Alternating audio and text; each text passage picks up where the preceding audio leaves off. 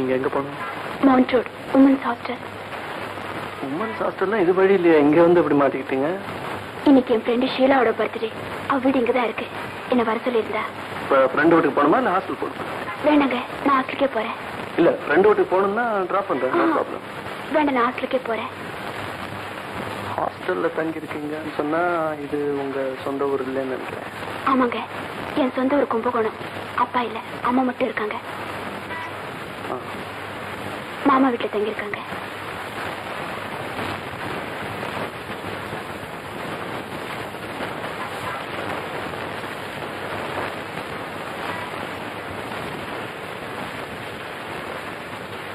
இந்த மாதிரி நைட் டயத்துல டிராவல் பண்ணும்போது டிரைவர் சீட் பக்கத்துல உட்காந்துக்கிட்டு பேசாமலே வந்தா ஆக்சிடென்ட் ஆகிறதுக்கு சான்ஸ் இருக்கு இல்லையா?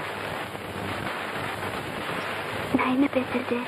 சரி, நான் பேசுறேன், நீங்க பதில் சொல்லிட்டே வாங்க. நான் உங்க கடைக்கு அடிக்கடி வரேனே, அதனால என்ன தப்பா நினைக்கிறீங்களா? அதெல்லாம் ஒண்ணு இல்ல. நான் வரும்போதெல்லாம் பர்டிகுலரா உங்க கவுண்டருக்கே வரேனே, அதனால என்ன தப்பா நினைக்கிறீங்களா? அதெல்லாம் ஒண்ணு இல்ல. முன்ன பின்ன தெரியாதவங்க கிட்ட அதிக பிரசங்கித்தனமா ஹேண்ட் கர்ச்சீஃப் எல்லாம் பிரசன்ட் பண்றேன், அதனால என்ன தப்பா நினைக்கிறீங்க? அதெல்லாம் ஒண்ணு இல்ல. இப்ப ஐ லவ் யூன்னு சொன்னா என்ன தப்பா நினைப்பீங்களா?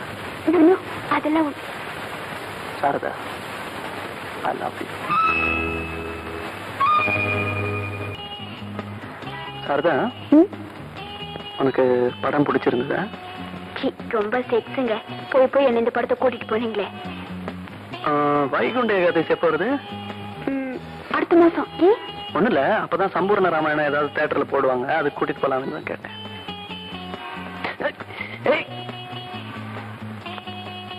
பாட்டி, வீட்டுல சொல்லிட்டு வந்தியா? சொர்க்கத்துக்கு போறதுக்கு இந்த ரதம் தானே உனக்கு கிடைச்சது, வேற வண்டியை பாரு. சாரதா, சொல்ல மறந்துட்டேன், நேற்று ஒரு அருமையான கனவு. என்ன கனவு? நானும் நீயும் இந்த மாதிரி ஒரு ஆள் நடமாட்டம் இல்லாத தெருவில் கார்ல போயிட்டு இருக்கோம். நான் திடீர்னு காரை நிறுத்திடுறேன். நிறுத்தி உன்னை முதல்ல கிஸ் பண்றேன். ஐயா, ஆசை பாருங்க. ஏன் வண்டியை நிறுத்திட்டீங்க? இது ஆள் நடமாட்டம் இல்லாத இடம். அதுக்கு என் கனவை நனவாக்க போறேன். வேண்டாங்க, வேண்டாங்க, பிளீஸ் வேண்டாங்க, போங்க. நீங்க ரொம்ப மோசம். ஏமா, நீ யார சொல்ற? நாங்களா மோசமானவங்க? இது ஜவுளி கடையா இல்ல பைத்தியக்கார ஆஸ்பத்திரியா? வாங்க போலாம். நீங்க என்னைக்கும் கலகலப்பா வருவீங்க, எனக்கு உண்மை இருக்கீங்க. என்னைக்கும் கலகலப்பா இருப்பீங்க, எனக்கு உண்மை இருக்கீங்களேன்னு கேட்டேன். இல்ல சாரதா, முன் அனுபவம் இல்லாம ஒரு காரியத்துல ஈடுபட்டா அது சரியா நடக்குமா? ரொம்ப கஷ்டங்க.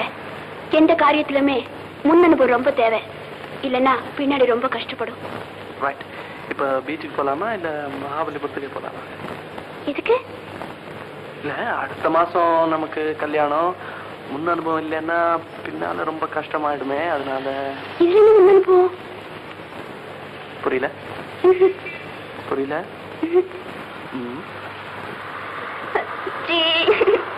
நீங்க ரொம்ப மோசம். உங்களுக்கு பேசுறதுக்கு வேற டாபிக்கே கிடைக்காதா?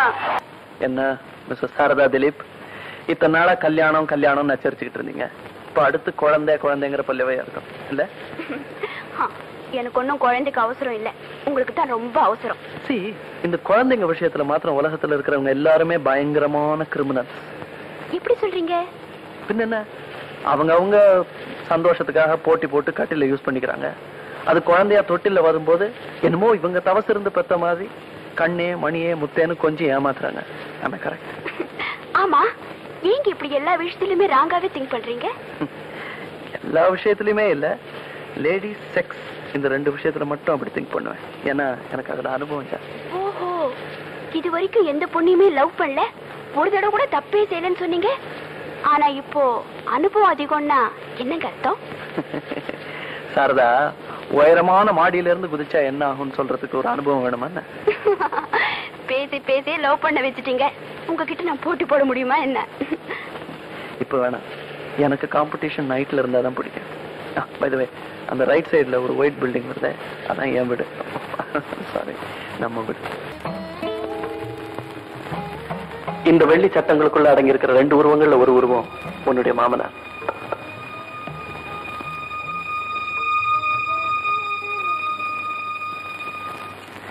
இன்னொரு போட்டோல இருக்கான அந்த பொடியா, அவன் இன்னைக்கு எக்கச்சக்கமா மாட்டிக்கிட்டான். யார்கிட்ட?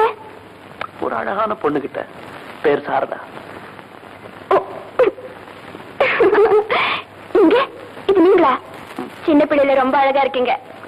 அப்ப இப்ப அசிங்கமா இருக்கேங்கிறியா? எங்க இவ்வளவு பெரிய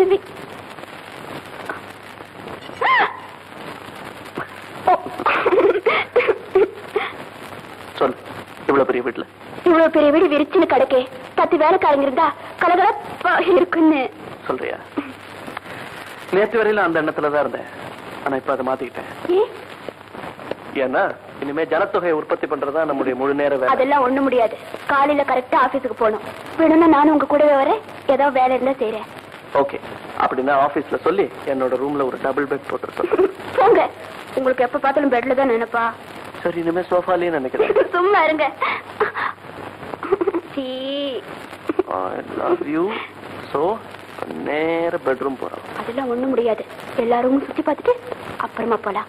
ஐயோ, அப்ப என் ஃபர்ஸ்ட் நைட் நாளை காலையில தான் வரும். வெல், இது என்னுடைய லைப்ரரி ரீடிங் ரூம்.